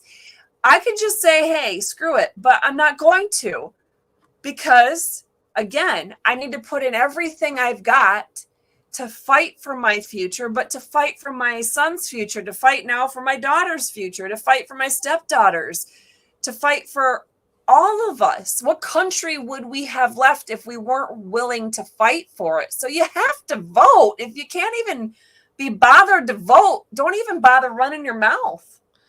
I agree, because look, guys, don't conflate things. Just because voting isn't the only thing that's going to save this country. You guys are right. It's not the only thing, if that's what you're saying. You can't just sit there and go cast your ballot and then just not even talk about America to anybody, because clearly we're winning the culture war in many ways. And we are. We need to stay optimistic about the wins we're getting, because there are some. But we're also losing the culture war in so many ways too. So if what you really mean is you can't just go spend 5 minutes to an hour to vote every couple of years, yes, that's true. But just to write it off, I mean, people are saying stuff like voting's fictitious. Well, you can think that. And here's the crazy part. You actually do have the liberty in the United States to not want to be an American, actually. As crazy as it is, you can basically espouse all your beliefs that are anti-American as much as you want, and that's your right. But at the same time, what do you think's fictitious about voting? There's lots of things that make you question it. I totally get it. I can't get into even the surface of them here because we're on YouTube, but just the principle and the concept of being able to vote, that is at the core essence of what it means to be an American. So if you believe voting is just something stupid to do no matter what, I hate to say it, but you must think the whole Constitution's stupid. So then I guess I repeat what my friend Katherine said earlier. Why are you even here if you hate every single thing about the country and you hate the way this government is supposed to be instituted? I don't know. I hope what people mean is just voting's not enough. And I agree with you. It's not enough.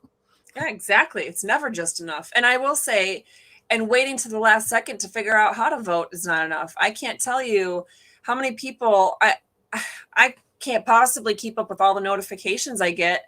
And, days later after voting, I'm seeing why had this person comment on my website on a post I made wanting me to give them the language of Prop 3 for Michigan, because clearly she missed the 2 full videos I did and all the extra segments I did with the language already provided to people. Or one of my siblings who contacted me through Signal, and it wasn't, I didn't have a chance to get back to him until the end of the day and voting had closed. And I was like, hey, what's up? And he's like, oh, I had some voting questions. I got it figured out. And I'm like, people, you don't wait until the on election day and then say, okay, now I need to open my eyes and get the information. It's not just enough that you vote and be involved in other ways, but you need to be informed as you go into voting. You need to be informed as you go into your city council meeting or your PTA meeting or your school board meeting or whatever it is. You need to be informed. Don't just go in there with, a face full of opinions. You need to go in there with a head full of Constitution concepts and education. You need to know what you're doing there. I agree. Be informed, and yes, I'll just leave it at that. Look, and we're not just talking to you guys. We're probably talking to, well, some of you guys actually from reading the chat, but most of the regulars here on this channel, you guys get it. We're trying to spark ideas that you can talk about at church, at work, in your neighborhood, when you're with your family. Maybe one of the ways Katherine worded something, or I worded something tonight, might be a way to start a conversation with somebody. This needs to be organic and natural. And since you guys know the best ways to talk to all of your loved ones, you can parlay some of this information as you see fit, right? I have a couple more super chats that I wanted to grab real quick here. Rudy Finney, this is a good one. Thanks for being a big channel supporter, man. Channel member as well. He says, I'd be interested in knowing what her take on ex-felons' rights restoration as a lawyer. So I think he means you did your time and now you're out of prison, but you're still a lifelong felon. I think that's what he means. Well, I guess there's a myriad of rights that we could be talking about, so I don't know exactly what those would be. And I think it would depend on what the charges were and what the circumstances were. So, for example, a guilty plea speaks volumes, right?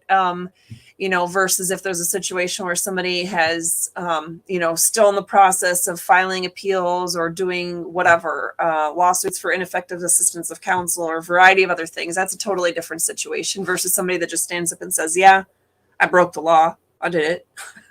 And then it depends on what it is, because there's certain things that are felonies that you would never think would be a felony, but they are. I think we talked about, at least on my show, I did an episode, say 2 months ago, about some bills that were being proposed that relate to DNR regulations. And it's absurd that at some point, somewhere in there, you fail to report during this time period or that, or you don't put this tag on this part of the animal or whatever when you're out there hunting, that they go to extreme measures of saying like lifetime bans on hunting, felonies, all kinds of things. And it's like, wait a minute, this is for administrative things. Like, this isn't, you've gone out there and harmed another human being or anything like that. This is for not being able to jump through the 376,000 hoops that they've made up. So it really depends, because a felony in that situation is totally different than felony murder. It's totally different than, rape of a child. I mean, it depends on what the situation is. So I don't know if that really provides the answer, but I would say if somebody's so, my take, he asked you, not me, but my take, I've said it before on here. My take is this: if somebody's so violent that they shouldn't have the right to keep and bear arms, why are they among us? So many times somebody will commit a murder and then they'll let them out basically after just a few years. And then a lot of times they come back and do it again. And then they let them out where they can do it again. If you're out there killing people in the first degree and you had a fair trial and you were found guilty beyond any reasonable doubt by a jury of your peers that you're a ruthless killer, and if let free, you're going to kill the day you get out, why is that person even among us? I think there's problems with that right now, the way some people for some of the smallest crimes do some of the biggest sentences, and some of the people that committed just horrific crimes that should not be able to breathe the same air we breathe, they just let them right out, and then they start committing crimes again, right? Well, I really loved how with COVID, they decided to let them out in droves, people that really were violent offenders and should never have been let out, and it violated the law and all kinds of other procedures on letting some of those people out. Yet they were going to simultaneously run around and arrest people and detain people if they were literally just not at home during the stay-at-home orders, or they were didn't have their proof that they were going from work to home. Or it's like, I bought seeds at Home Depot. Yeah. Now you're telling me that I'm going to face criminal charges? Like, seriously, the people were calling me with things like, I can't believe it. I'm facing criminal charges for what? Yes. Yes. There's don't even get me started, because they talk about high crimes and misdemeanors when you talk about impeaching the president. Okay. And then we talk about misdemeanors and felonies. What is a high crime? What is a felony? I don't even know half the time, because it's just so convoluted what it even is, right? Exactly. It is. It is. Guess had another super chat. Thank you, Guess. I appreciate it. She says Tudor lost, but had GW. That would be Gretchen Whitmer. On the run. Tudor did very well, so do not be disappointed. Change is going to come to Michigan. I hope so, and I do agree. Like, it's hard to say she did very well since she lost, but I will say this. I'm going to put this into context here. I think it was Joseph Stalin, and I thought that the former vice president said something similar recently, Brandon. It's not who votes, it's who counts the votes. So that's something Stalin said, right? It's the blue dress. It's the damn blue dress she wore recently. If she just would have worn any other color, she would have gotten the votes she needed. Which is why I can't run for office, apparently. So therefore I won't. But no, I thought Tudor was very smart. I thought she was very articulate. She was not my vote in the primary. I voted for Ryan Kelly in the primary and made that known on here. So she wasn't my person from the beginning, but I gave her a chance. And when I listened to her debate Gretchen, I thought she whipped her butt both times in those debates. And as she was stumping all across Michigan. What do you think? Yeah, I too supported Ryan Kelly. Funny thing is, when he first told me he was thinking about running a long time ago when I still lived in Michigan, I told him we needed him to run for Congress because there wasn't anybody good in that congressional seat. And lo and behold, there's nobody good in that congressional seat. But he said he felt called to run for that position. And as the race weeded out and got down to 5, it was clear to me who needed to be in that spot. And I know that Ryan Kelly, without any doubt, was the best person for that position. But here it is. She and Tudor didn't do anything. Like, where did she come from? I hadn't heard of her, and I'm not like super cool. I'm not one of the cool kids, okay, in the political game. But let me tell you, I've ticked off enough people or sued enough people or called out enough legislators. All of these state reps, every single person in office in Michigan, certainly in the Republican Party, they know my name. They know who I am. I can tell you that much. And the fact that I had no idea who Tudor was, and she was from West Michigan, she was from within, a 10-minute drive of my house is where she lives. How? So, I mean, yeah. So at any rate, I think that I have my own conspiracy theories about that and the big money that was behind her. I mean, it's interesting to me that was it 3-4 days before the primary, they came out with the results, the inadvertent results that showed that she creamed the other guys in the primary, and I was like, I remember that. I remember that. I talked about that immediately. I'm like, and then actually the results were pretty much what they had accidentally put out ahead of time. Oh, they had to change a few digits because, I mean, they couldn't, show the exact same numbers at that point. We released that too early. But anyway, so I think there was a lot going behind that. I'm not going to speak to her as an individual. I don't know her. I don't know if she would have been good or not. And I'll be honest, I didn't have a chance to listen to all the debates and things like that. But would she have been better than the current governor? Well, how could it be worse? A ham sandwich would have been better. A piece of roadkill that you found on the side of the road if you elected that. I mean, anything. Now I'm gonna go so far as to say that Biden would make a better governor for Michigan than Whitmer. I actually believe that because he's not all there. Whitmer is smart. She's evil and smart, and that's a bad combo. And she's cunning. She's no, Yes. you're right. At least the former vice president gets up there and says, "Shubin and pressure," and I mean, yeah. There's Lori. Wanted to give her a shout out and say hi. I know how much she works behind the scenes with Restore Freedom. What's happening, Lori? I'm just scrolling through here. Guys, just look. You guys are having a robust conversation here in the chat. Oh, I did want to grab one from half an hour ago now, but Johnny 3086 says Florida claims they are free, yet they have mandatory evacuations and they comply. And then there's laughing. I'm not sure exactly why that's funny. So here's the thing. We recently had those two super devastating hurricanes, which then, by the way, are often followed with a bunch of tornadoes that are, left in the air, left in the area because of all the different circulation patterns and whatever.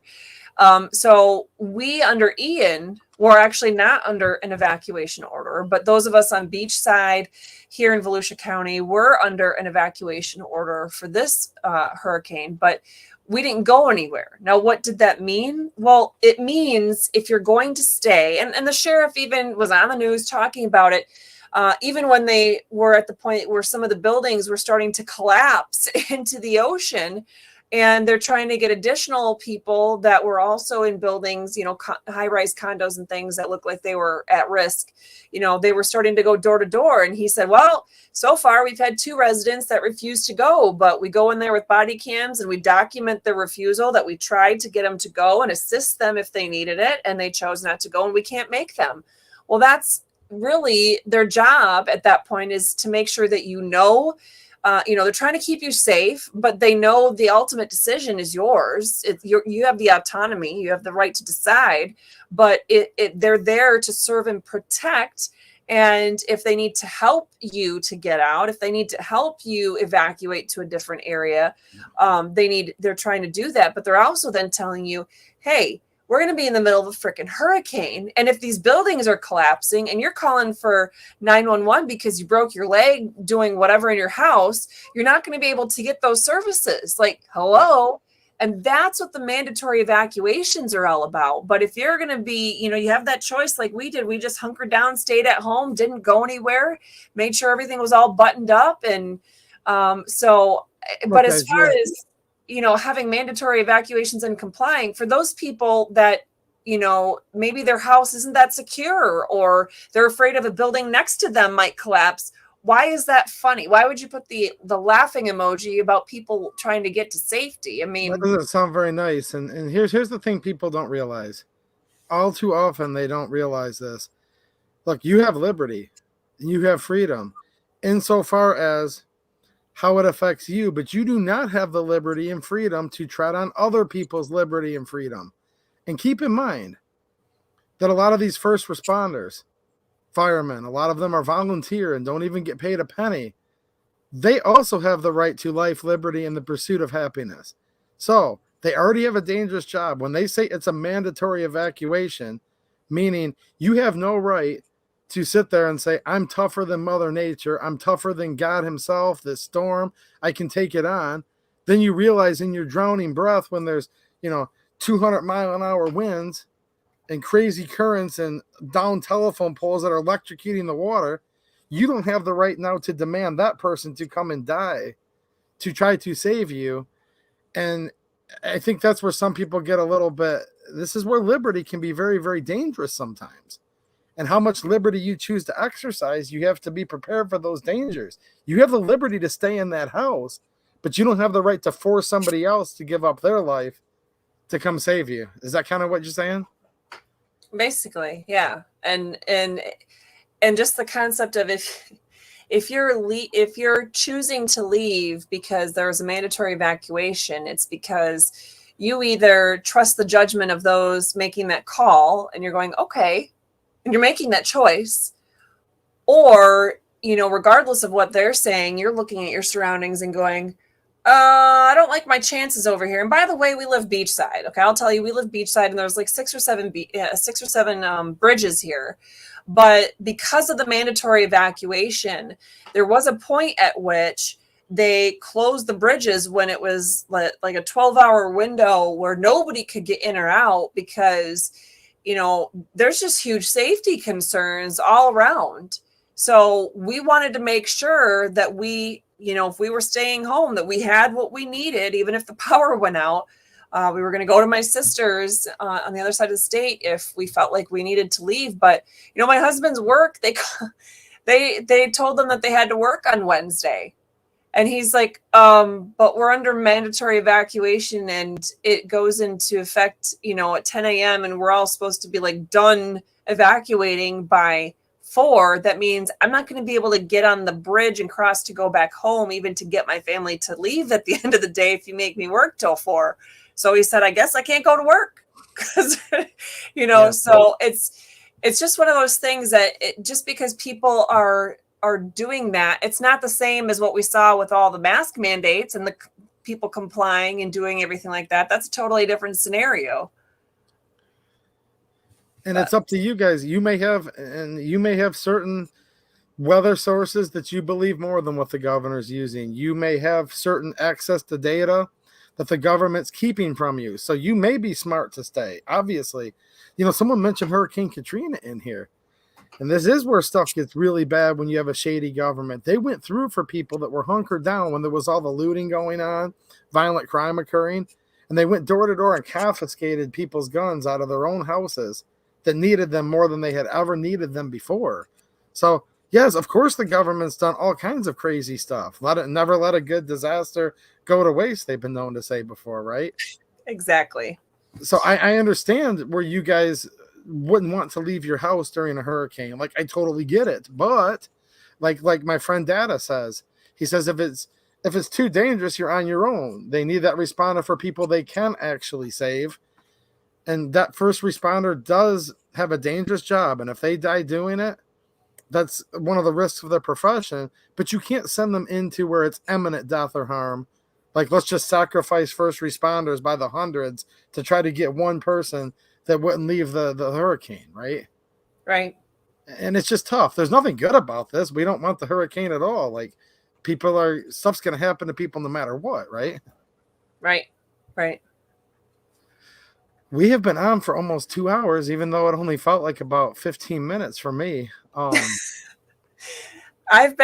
did my first live at 8:30 this morning, so I'm a little tired.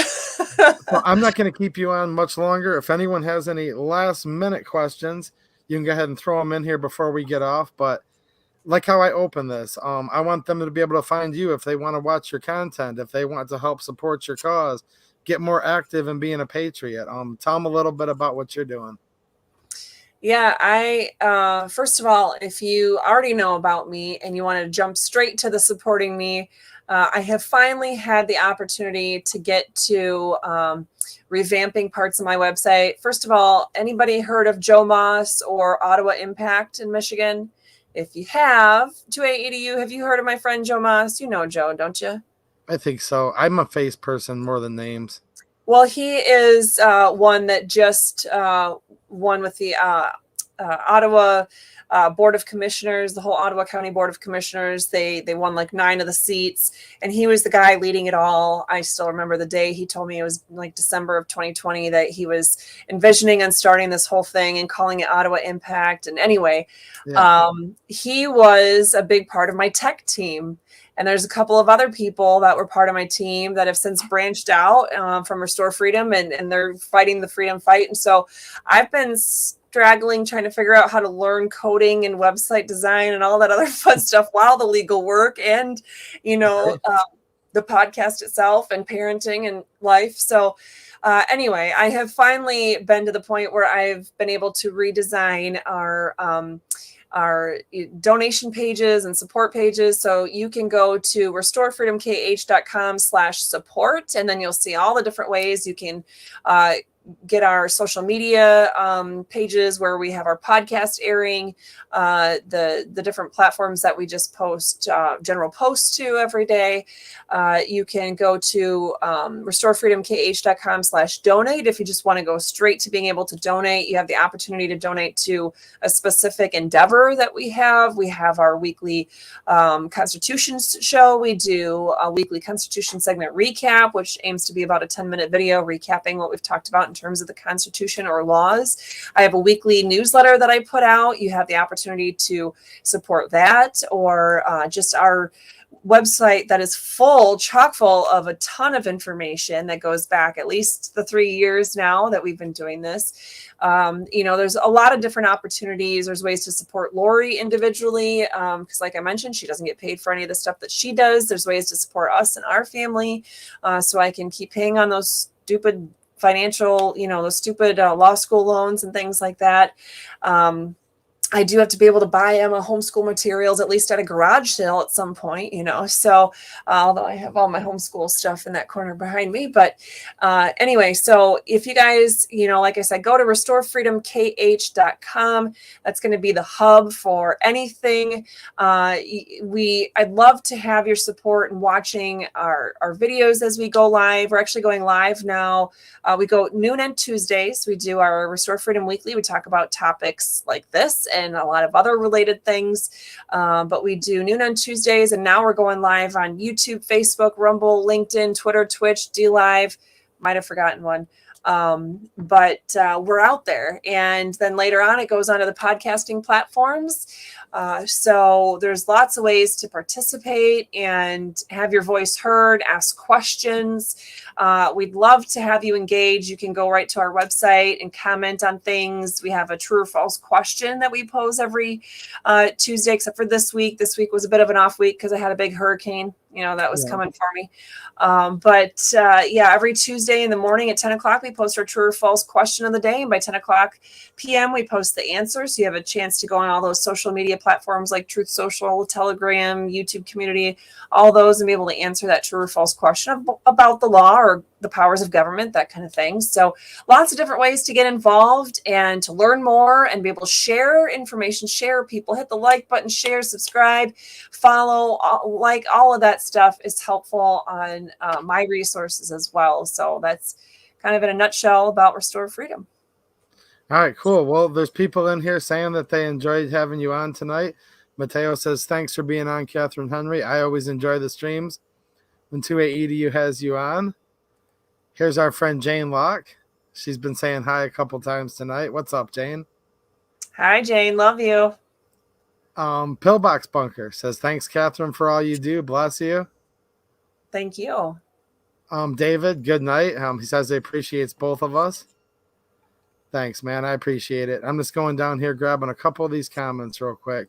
John Doe saying good night to us. Thanks, man. And happy Veterans Day, everybody. All the veterans out there. We've got, U.S. Air Force and Army. Nice. I know I saw some Marines in here earlier. I want to give a shout out to my very own.